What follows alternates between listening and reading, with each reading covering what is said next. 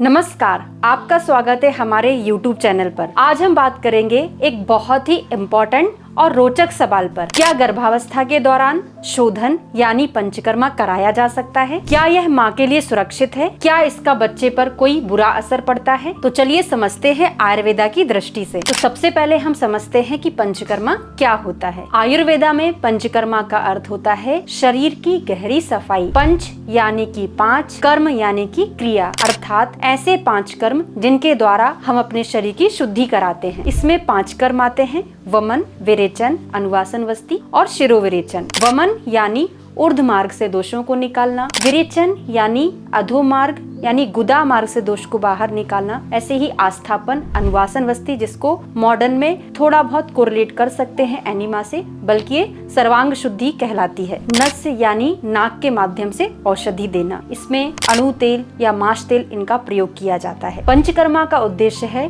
शरीर की डीपली शुद्धि करना, दोषों को संतुलित करना और अग्नि को प्रबल बनाना। लेकिन ये सब क्या गर्भावस्था में किया जा सकता है? तो चलिए जानते हैं। तो इसका जवाब है बिल्कुल नहीं। ट्रेडिशनल पंचकर्मा जो कि 5 प्रोसेस में आती हैं, ये गर्भावस्था में कभी भी नहीं किया जा सकता। आयुर्वेदा में भी प्रेगनेंसी को एक बहुत ही नाजुक अवस्था माना गया है, इसीलिए इसमें कोई भी शोधन प्रोसेस जिसमें माँ और बच्चे को हानि हो ये नहीं किया जा सकता। अगर कोई भी पंचकर्मा प्रोसेस अगर गर्भावस्था के दौरान कराई जाए तो इससे बहुत प्रॉब्लम हो सकती है, जैसे कि शरीर में तीव्र दोषों का उत्क्लेशन हो जाता है। ये प्रोसेस मल, पित्त, कफ को बलपूर्वक बाहर निकालती है, जिससे आम गर्भ का भ्रंश हो सकता है। इससे गर्भ में स्थिरता कम हो जाती है और मिसकैरेज का रिस्क बढ़ जाता है। इसलिए ध्यान रखें, कोई भी पंचकर्मा प्रोसेस गर्भावस्था में नहीं कराई जा सकती। अब हम बात करेंगे कि कोई ऐसी आयुर्वेदिक थेरेपी है जो प्रेगनेंसी के दौरान कराई जा सकती है। तो इसका आंसर है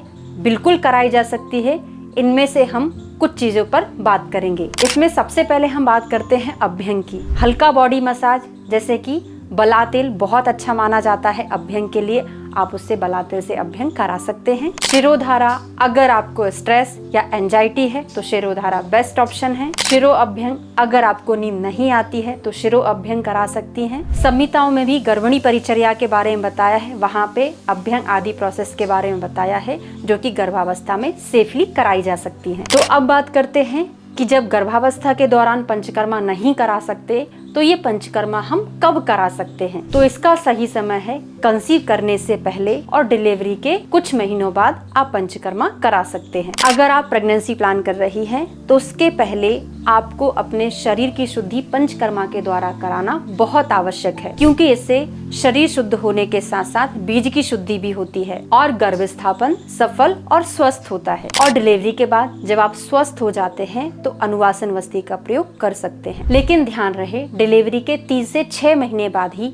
ये करना है। प्रेगनेंसी के दौरान आपका शरीर डिटॉक्सिफिकेशन की अवस्था में नहीं होता, बल्कि ये नरिशमेंट की अवस्था में होता है। तो दोस्तों, ये स्पष्ट है कि प्रेगनेंसी के दौरान कोई भी पंचकर्मा प्रोसेस आपको नहीं कराना है, क्योंकि वो सेफ नहीं है। लेकिन आयुर्वेदा में प्रेगनेंसी के दौरान पंचकर्मा के अलावा और ऐसी प्रोसेस हैं जिनका मैंने पहले उल्लेख किया है, वो सारी चीजें आप करा सकती हैं। अपने शरीर और मन दोनों का ख्याल रखें, क्योंकि आप एक नई जिंदगी को जन्म देने वाली हैं। उम्मीद है आपको ये वीडियो पसंद आया होगा और कौन सी पंचकर्मा प्रोसेस आपको कराना है, कौन सी नहीं कराना है, ये डाउट आपको अभी तक क्लियर हो गया होगा। अगर आपके मन में और कोई सवाल है तो आप कमेंट बॉक्स में पूछ सकते हैं। Thank you so much. Video को लाइक, शेयर और सब्सक्राइब करना ना भूलें।